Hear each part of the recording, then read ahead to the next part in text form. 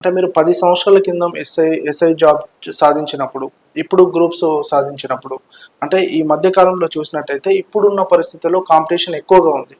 అయినా అవునండి. కూడా మీరు కష్టపడి మళ్ళీ గ్రూప్ సాధించారు. 10 ఏళ్ల గ్యాప్ తర్వాత. ఇది చాలా గొప్ప విషయం. గ్రూప్స్‌కు ప్రిపేర్ అయిపోయి. అంటే రాలేకపోయిన వాళ్ళు ఉంటారు కదా! అంటే యాస్పిరెంట్స్ వాళ్ళకి మీరేం చెప్పాలనుకుంటున్నారు?